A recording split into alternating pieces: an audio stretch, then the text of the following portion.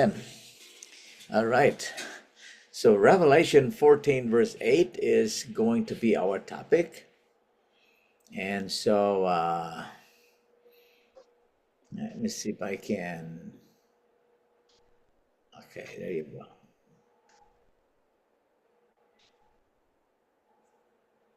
Uh,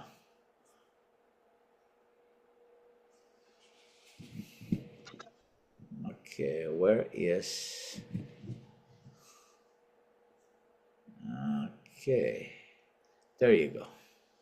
Okay, Revelation 14 verse 8. Now, what is Revelation 14 verse 8?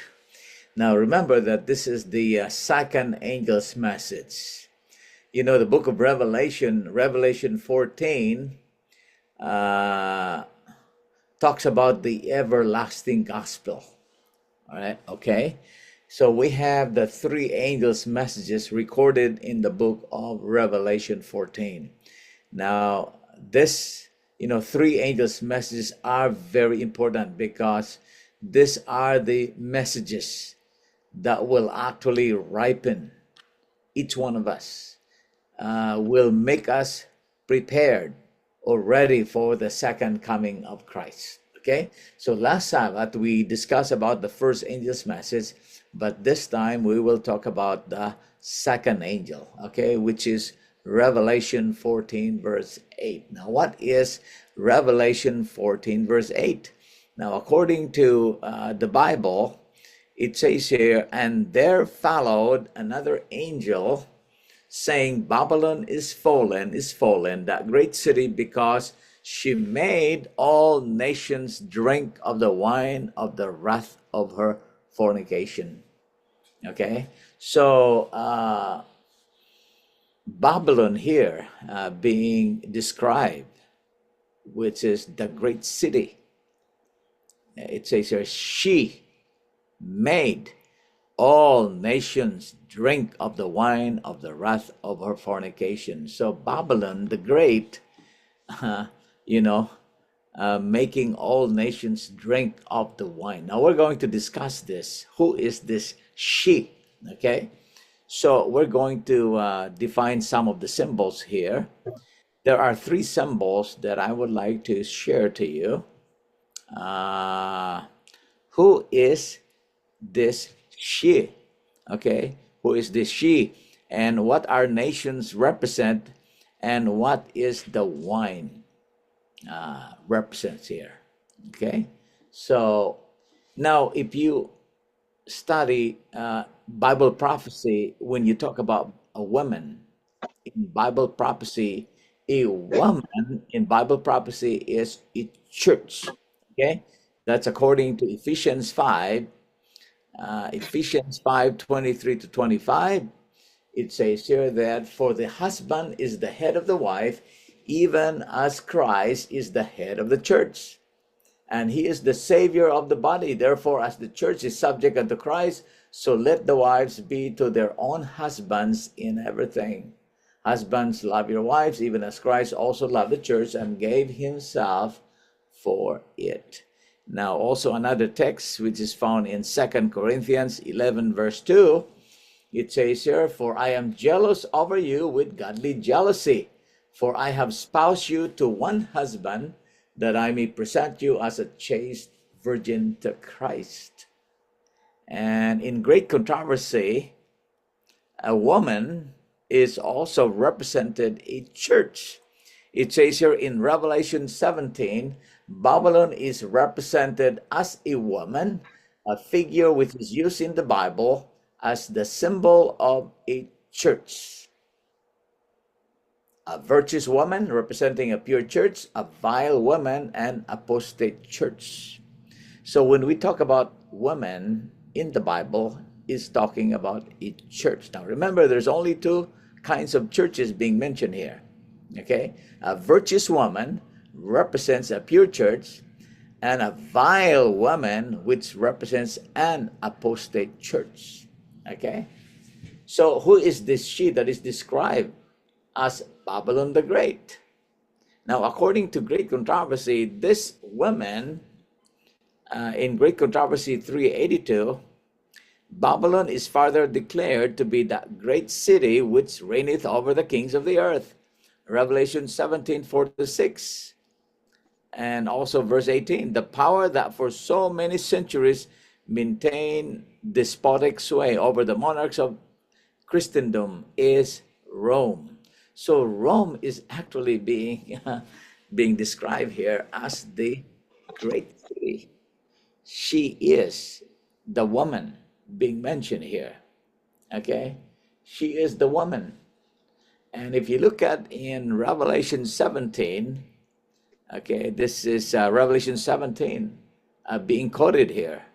Let's look at the text. It says here, so he carried me away in the spirit into the wilderness, and I saw a woman sit upon a scarlet colored beast, full of names of blasphemy, having 7 heads and 10 horns. And the woman was arrayed in purple and scarlet color, and decked with gold and precious stones and pearls, having a golden cup in her hand, full of abominations and filthiness of her fornication.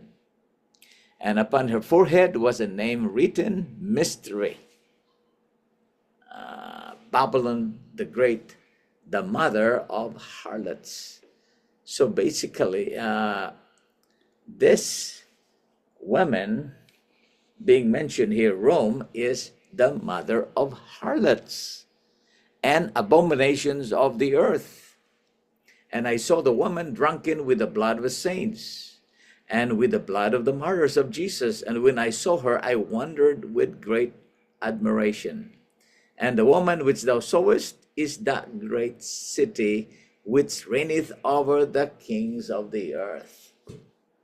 So Rome being described here as the woman, okay? He is actually the mother of harlots. Remember, woman is a church now. Do you know what? We can actually understand already that the biggest church in Rome is the Roman Catholic Church. That is the woman and the mother of harlots. She is actually being described as the great city. And Rome, that means the Roman Catholic, made all nations drink of her wine. That means the church is making all the nations drink. Now, what are nations actually? If Rome is making all nations drink of her wine, what are nations represent?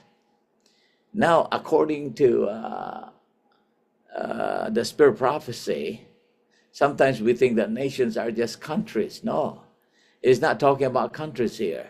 It's talking about churches. Now, this one is found in 7 BC 979, paragraph 8. It says here that God has a controversy with the churches of today. They are fulfilling the prophecy of John. All nations have drunk of the wine of the wrath of her fornications. So Rome, the Roman Catholic Church, which is actually the mother of the harlots being described here, it says making all the churches drink of the wine of the wrath of her fornication. Okay? So nations represent churches. Okay? Represent churches. If the Roman Catholic Church is the mother of harlots, then who are her daughters? Because she is being described as the mother of harlots. If she is the mother of harlots, that means she must have some daughters. But who are her daughters actually? Okay? Who are her daughters? According to Greek controversy, this is another quotation. Babylon is said to be the mother of harlots. By her daughters must be symbolized churches that cling to her doctrines and traditions and follow her example of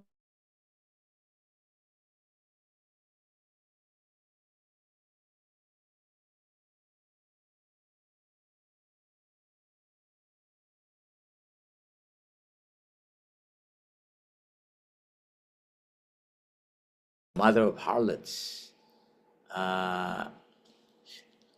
It says here, by her daughters must symbolize churches that cling to her doctrines and traditions. So churches who follow the doctrines, I mean, maybe not all the doctrines that the churches are following, but there might be some doctrines that they are following, and also the traditions, and also following the example of the mother, sacrificing the truth and the approval of God in order to form an unlawful alliance with the world. That is, that is Babylon. That's a practice of Babylon. The message of Revelation 14, it says here, announcing the fall of Babylon must apply to religious bodies that were once pure, okay, and have become corrupt. Since this message follows the warning of the judgment, it must be given in the last days. Therefore, it cannot refer to the Roman Church alone, for that church has been in a fallen condition for many centuries. So this quotation is so clear that the message of Revelation 14 announcing the fall of Babylon does not apply to the Roman Catholic Church alone, because that church has been fallen for many centuries. It applies to any religious bodies, that were once pure and have become corrupt. Remember history, in history, if you know the history, remember the Jewish church, they were the first one, okay, who actually became a harlot, right? They have rejected the Messiah, so Christ rejected them. And then after that, what happened to the when the Jewish church was being, okay, hold on just a minute. Hello? You have any? All right. Okay, there you go. Thank you for that. So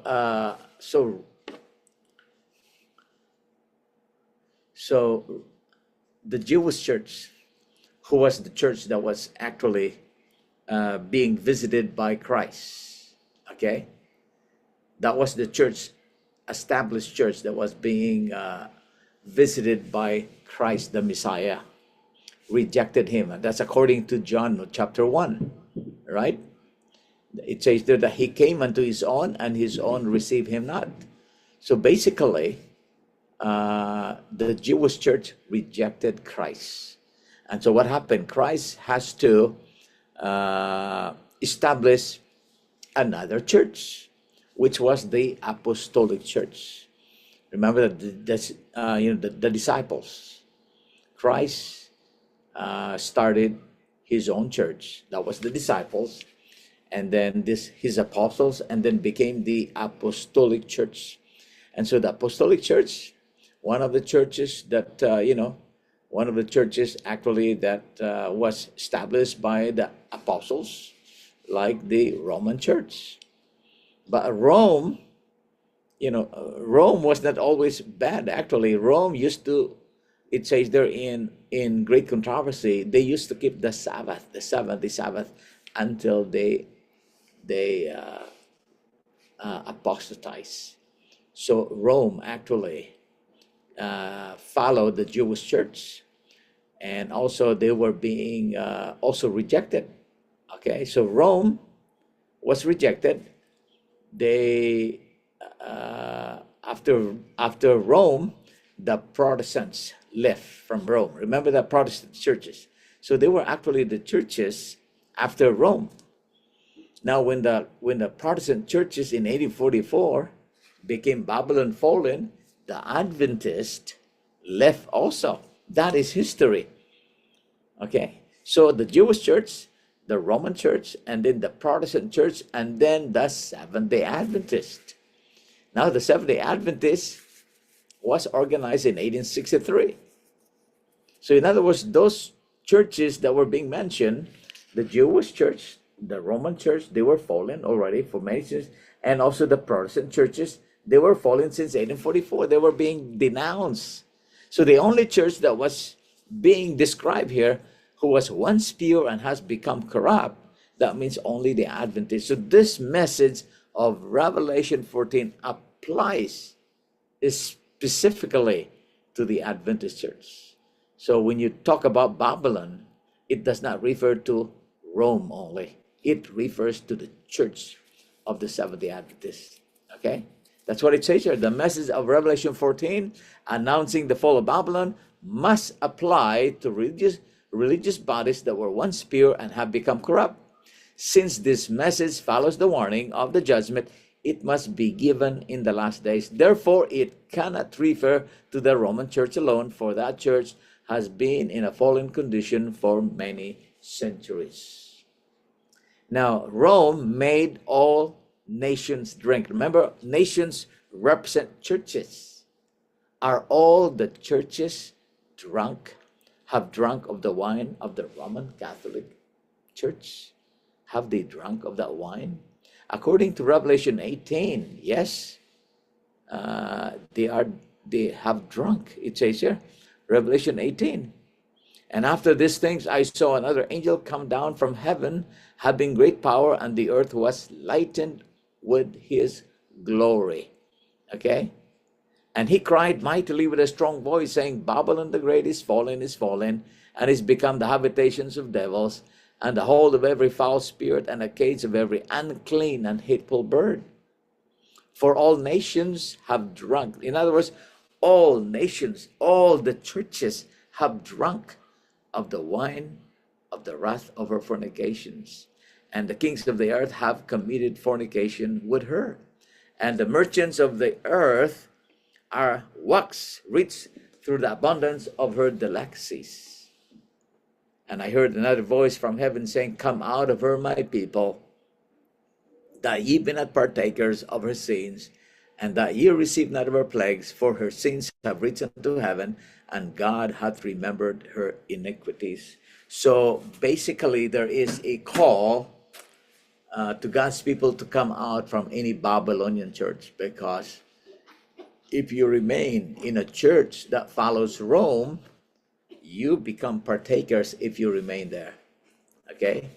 And it says here that all nations have drunk of the wine of the wrath of her fornications. You know, in the book of Isaiah 28, there's a text here in Isaiah 28 that mentions 28 verse 8. It says here that for all tables are full of vomit and filthiness, so that there is no place clean. So in other words, all tables are full of vomit. That's Isaiah 28 verse 8. Now tables signifies, tables are the place where we sit down and eat. We're being nourished physically, right? That's where we are being nourished physically. That's the table. But when it comes to nourishment, spiritual nourishment, tables represent churches. That's where we are being nourished.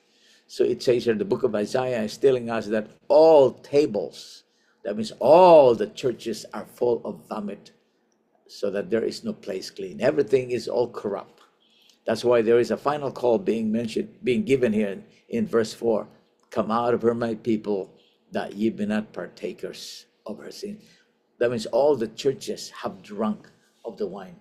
Now, do we have any proof, though, to prove that that the churches actually are corrupt? They have drunk of the wine of the wrath of her fornication. Okay, do we have any quotations to prove that? Now, let's look at some of the quotations here. Okay, according to 7 BC 979, it says here, all nations have drunk of the wine of the wrath of her fornication. They have divorced themselves from God by refusing to receive his sign. So in other words,